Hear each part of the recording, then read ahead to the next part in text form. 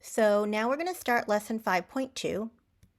We only have one learning objective in this section, and it's going to be a technique of integration called integration by substitution. So this method is a way to make complicated integrals more simple and more manageable. So I'm going to show you this example right here, but I'm not going to show you the intermediate steps right now. I just want you to see how you can take a complicated integral and what it would look like when we simplify it.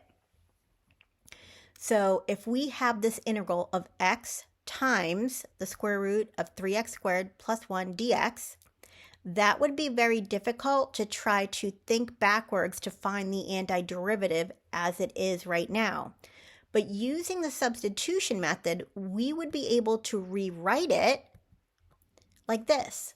So we would have, instead of this mess, we would have it as 1 over 6 times the integral of u to the 1/2. And this makes it much more manageable and easier. Let's walk through the steps for the substitution method. The first step is to choose the u substitution. And I put a note under that, the inner function. And I made that note because most of the time when we need to use u substitution, because the integral is too complicated to think about working backwards the way that it is originally set up, most of the time that's because the function that we're integrating is a composition function where we have a function within a function. So whatever that inner function is, typically is what you want to set equal to u. The second step is to rewrite the integral in terms of u. So using the u substitution that you created in the first step, you're going to use that u to rewrite the integral in a more simple form in terms of u. The third step is to integrate, and then we have to back substitute in terms of the original variable. When we make a u substitution, we are changing the variable from what it was originally. So we want to make sure that we answer the question as it requested whatever the variable was. So we want to go back and substitute so that we have everything in terms of the original variable. And the last step, and I can't stress this enough, especially when you are working on this for the first time, sometimes you have to try a couple different substitutions before you find the right one. And if you use a substitution and it's not working for you, don't worry about it. All you have to do is just try a second substitution. Usually there's only at most 2 or 3 possibilities, so it's not that hard to just go back and try something else if it doesn't work.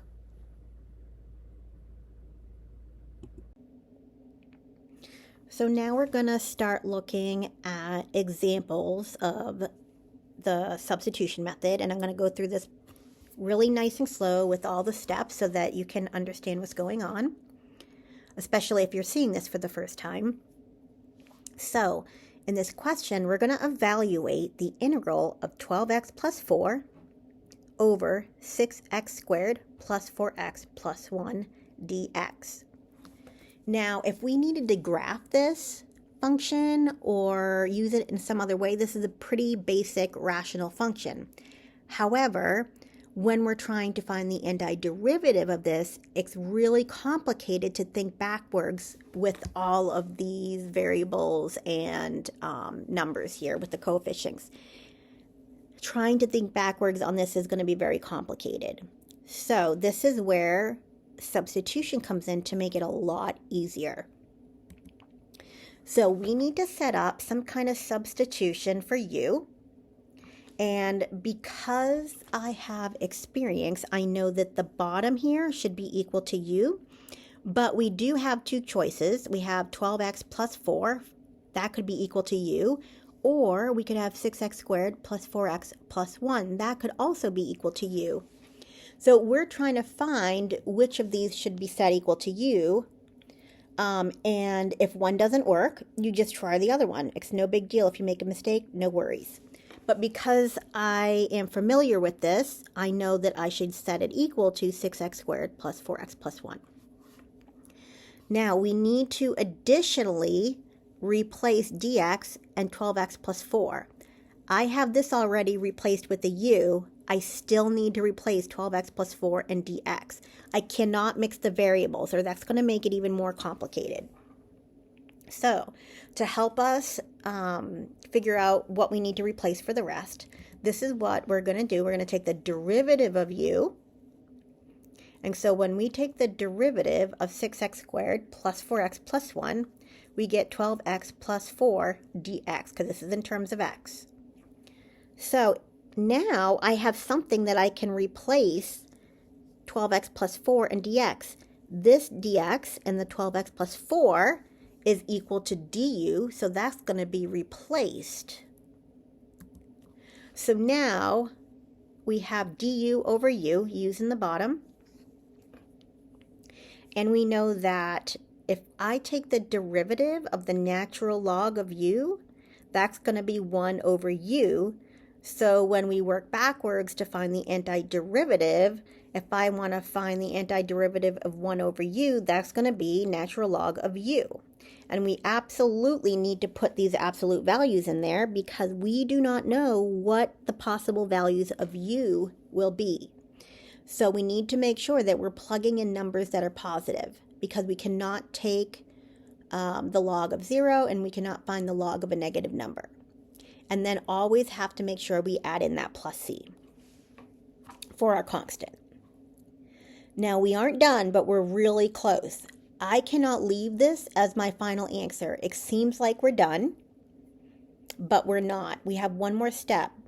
Because the answer asked, or the question asked us to evaluate this in terms of x, I cannot leave the answer in terms of u. So I have that one more step of back substituting, so we have the answer in terms of x. So I need to replace this u so that it's in terms of x.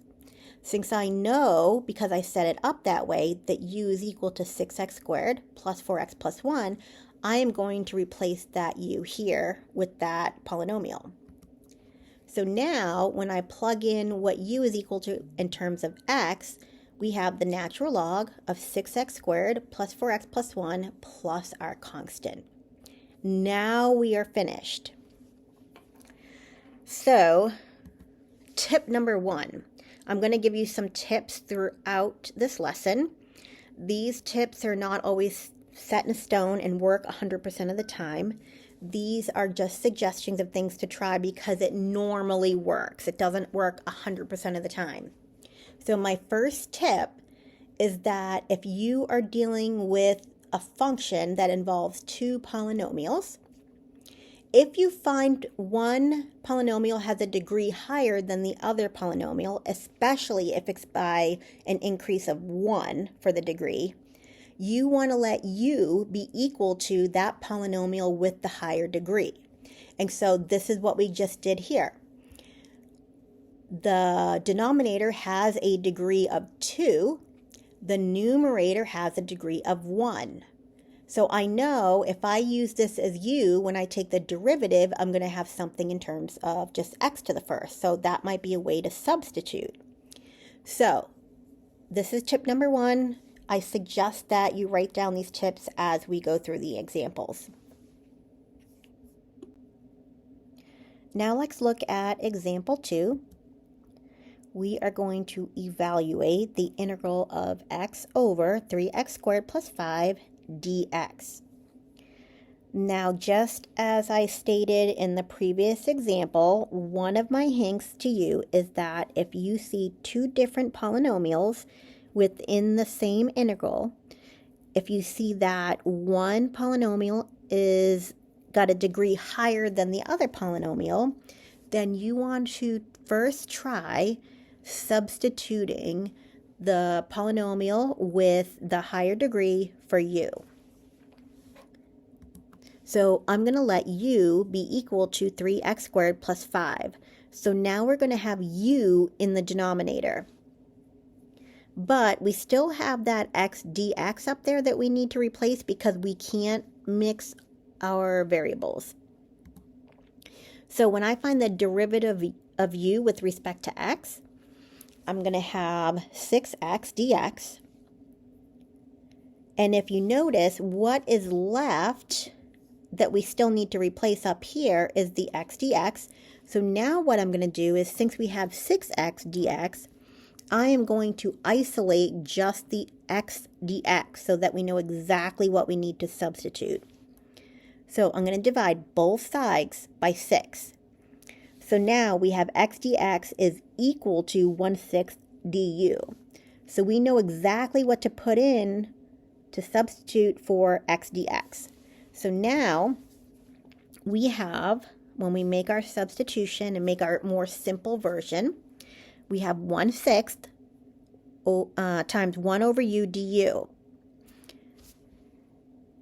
We know that the antiderivative of 1 over u is the natural log of the absolute value of u. And then we bring down the 1/6, and then we add in our arbitrary constant. But we're not done yet. We still need to make sure that we leave our final answer in terms of the variable that we started with, because the question wants us, or is asking us, to evaluate that integral in terms of x. And right now we have everything in terms of u. So the next step is to back substitute so we have everything in terms of x. So when I replace u with 3x squared plus 5, this will be our final answer.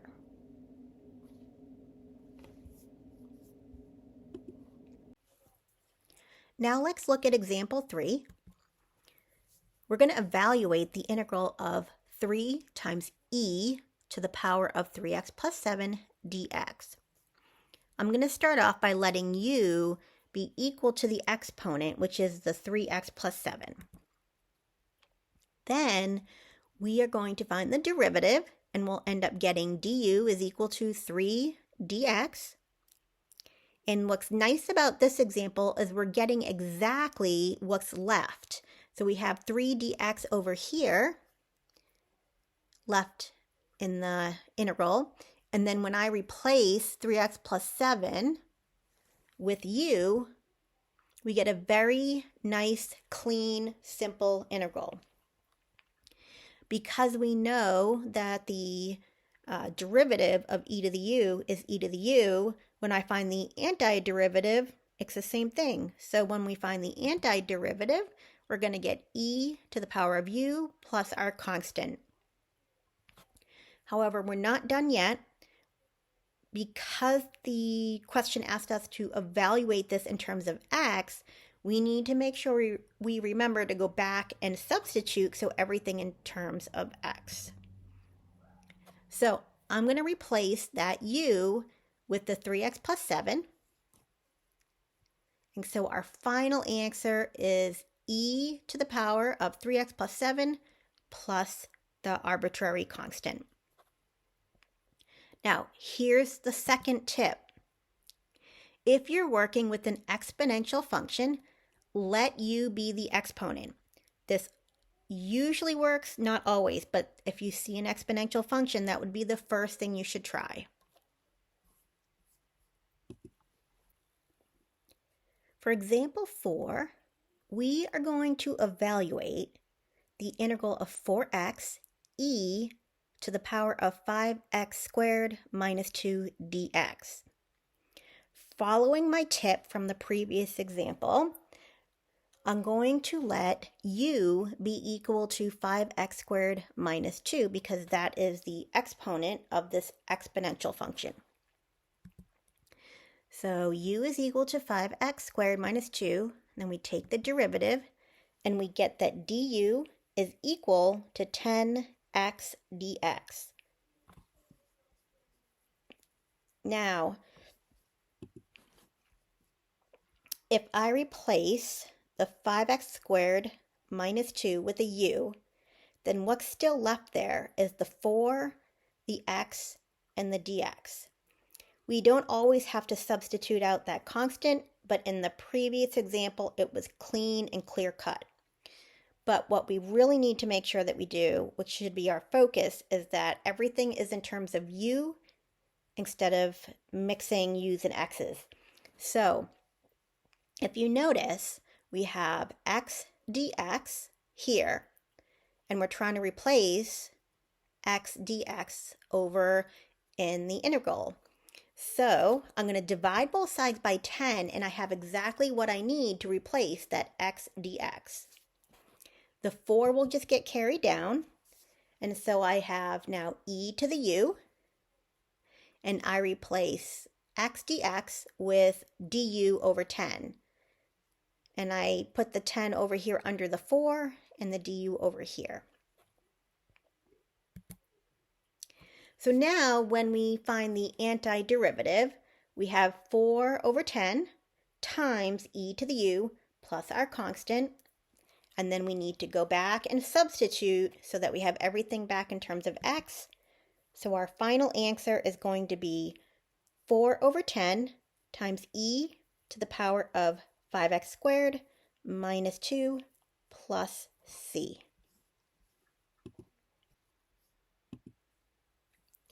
Example 5, we're going to evaluate the integral of 10 times the quantity of 9x plus 1 times the quantity of 9x squared plus 2x plus 7 raised to the 8th power, and dx. So this looks fairly complicated, and it was a mouthful. This is going to be too difficult to try to find the antiderivative as it is now. So we're going to set up a substitution. I typically try using the base when you have something raised to a power. That usually works great. Let's try it out. So if u is 9x squared plus 2x plus 7, then du is going to be 18x plus 2 quantity dx. If you notice, this 18x plus 2 is a factor of 9x plus 1. We can factor out a 2. So when I factor out a 2, I have that du is equal to 2 times the quantity of 9x plus 1 dx. We need to replace the 9x plus 1 and the dx because that still has x's in it, and we're trying to write everything in terms of u. So if I isolate that 9x plus 1 dx, that will help a lot. So we're going to divide both sides by 2. And so now I can see what I can substitute in exactly for that 9x plus 1 dx. Now the 10 is going to stay there because that wasn't incorporated any way into the u substitution. So when I sub in the 1/2 du in for the 9x plus 1 dx, and I put the u in for the 9x squared plus 2x plus 7, we're going to have 10 times 1/2 u to the 8th dx. So this 10 that's in front of here in the original integral is now going to become a 5 because we multiplied it by 1/2 when we brought this in to change everything into u's. So this is a lot easier to find the antiderivative of. We have the integral of 5u to the power of 8 du. This is just the reverse of the power rule. So we're going to have 5u to the 9th over 9 plus c. And then all that's left to do is to go back and resubstitute so that we have everything in terms of x. So that leaves us with 5/9 times the quantity of 9x squared plus 2x plus 7 raised to the 9th power plus our constant.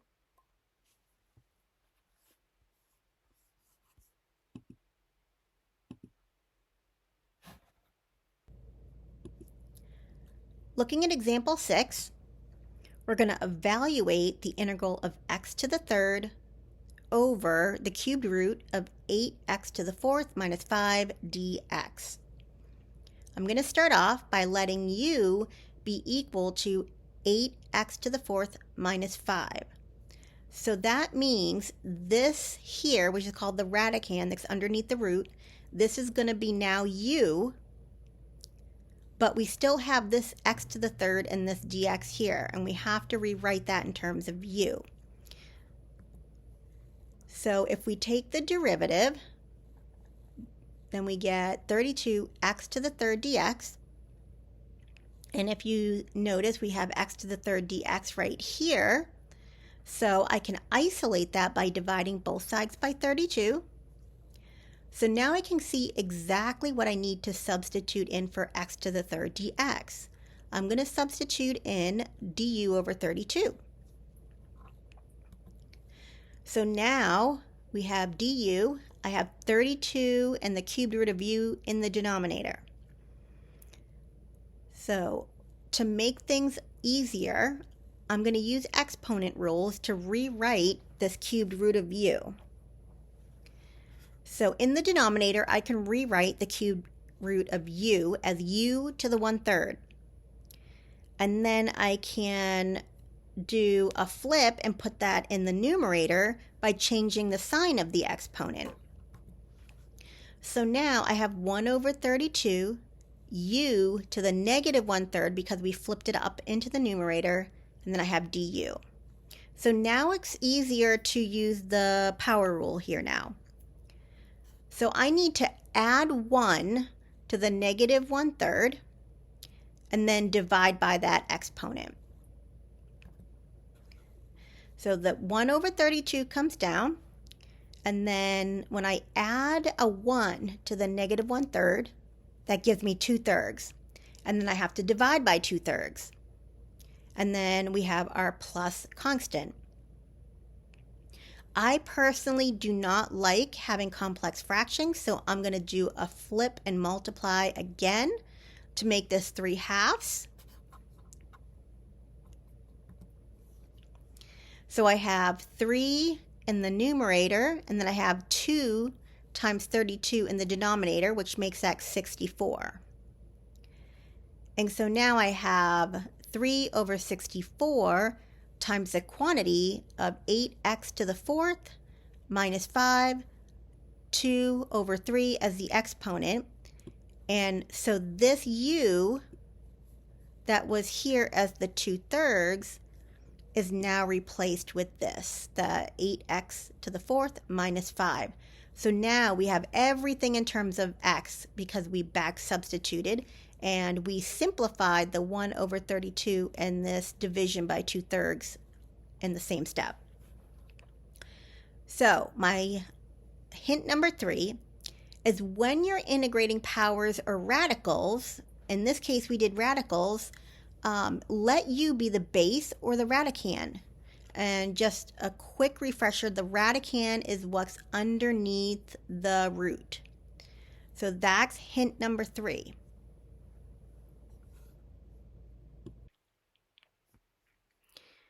So here's our last example, example 7. This is going to be slightly different than examples 1 through 6. We're going to evaluate the integral of x times the square root of x plus 3 dx. Now, one of my hints said, if you're dealing with radicals, try first setting u equal to what's under the radical. So that's what we're going to do. We're going to get u is equal to x plus 3. So when I take the derivative, I get the du is equal to dx. So here's what we have so far. I replaced what's underneath the square root with u. Du is equal to dx, so I can just replace dx with du. But we still have a concern about this x here. We still need to replace this. And I don't have any x's here like we have in the past to find a way to algebraically solve for what we're trying to replace. So we're going to do something different here. we're going to use the first line up here where we set u equal to x plus 3. We're going to use that to solve for x because there are no x's in the second line where we have du is equal to 1 dx. So I have u is equal to x plus 3. When we solve for x, we get that it's u minus 3. So this is what we can substitute in here for x. Now we have everything in terms of u. And I'm going to rewrite the square root of u as u to the 1/2 using our exponent rules. Now, before we try to integrate this, it would make things a lot easier if we try to simplify this a little bit. If we distribute this u to the 1/2 with this u minus 3, we would take u to the 1/2 times u to the first. And when we multiply and we have the same bases, we add our exponents. So I have an exponent of 1 and I have an exponent of 1/2. When I add them together, I get u to the 3/2. Now I've got to multiply the u to the 1/2 times the negative 3. So I get minus 3u to the 1/2 du. So now this is much easier to integrate with it having substitutes for the x's, and we made it much simpler with the u's. And we distributed this in a way so that we can use the power rule now. So we have 3/5 u to the 5/3. That comes from this term right here because I want to add 1 to 3/2, which is going to be 5/3. And then we need to divide by 5/3. And like I said earlier, I don't like having complex fractions. So instead of putting 5/3 in the denominator, I'm going to do a flip and multiply and then put the 3/5 in front. So now doing that same thing here, I'm going to add 1 to the 1/2. That gives me 3/2. And then I'm going to divide by 1/2, which again, we've got a complex fraction. So when I do a flip and multiply, I'm going to get 2 times 3, which is 6. And then I have my plus constant that I can't forget. Now our last step is to go back and substitute so that we have everything in terms of x. So everywhere I see u, I need to replace it with this here, x plus 3. So I put x plus 3 in for this u, x plus 3 for this u, and then I, of course, carry my constant. And then, so here is our final answer with respect to x. So we have 3/5 times x plus 3 raised to the power of 5/3 minus 6 times x plus 3, all raised to the 3/2 plus our constant. Something that I have not mentioned yet in this lesson is when you have something that you're not comfortable with or you're not sure about, the nice thing about this is that you can take an extra minute and check to see if you've got the right answer by finding the derivative of our answer. Because remember, integration and derivatives are inverses. Just like if I take the square root of x squared, I get the same thing back. So if I take the derivative of our answer here, I should get x times the square root of x plus 3. So it's a great way to check your answer. So summing up lesson 5.2, I'm going to review the major parts of the lesson that I want you to remember. The first thing is that integration by substitution is a very powerful tool that you can use to make difficult integration problems much more easier and simpler and more manageable. Another thing I want to mention, because sometimes people forget to do this, when you are finished with your integration problem and you're using integration by substitution, you want to make sure that you back substitute so that you are in terms of the same variable in which you started with. You always want to double check your answer by taking the derivative. It's a simple step. It only takes a couple minutes and it will be a great way to check to see if you got the right answer. So if you take your answer and you find the derivative, you should get what you had started with at the beginning of the problem. Okay, so the hints that I mentioned throughout the lesson, if you see polynomials in your integration problem, you want to look to see if there is a polynomial that has a larger degree than another polynomial, especially if it's larger by 1 degree. And that's what you want to let equal to u to start off. Don't forget, you might pick the wrong substitution. It's okay. If it doesn't work, you go back and you try a different substitution. If you're doing integration with exponential function, then try setting u equal to the exponent. So for example, if you have e to the 3x, try letting u be the exponent, which would be 3x.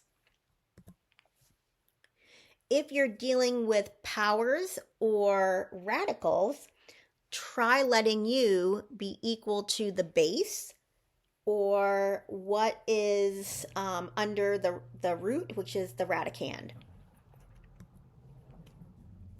And the last one, this was more of a mention. I didn't actually write it down within the slides, but another tip, when you're trying to find the u to make your u substitution, look for parts of the function that you're integrating to see if one part, if I take the derivative of one part, if that will give me something close to another part that I need to substitute. That is another key point that you want to look for if you're trying to figure out what to substitute for u.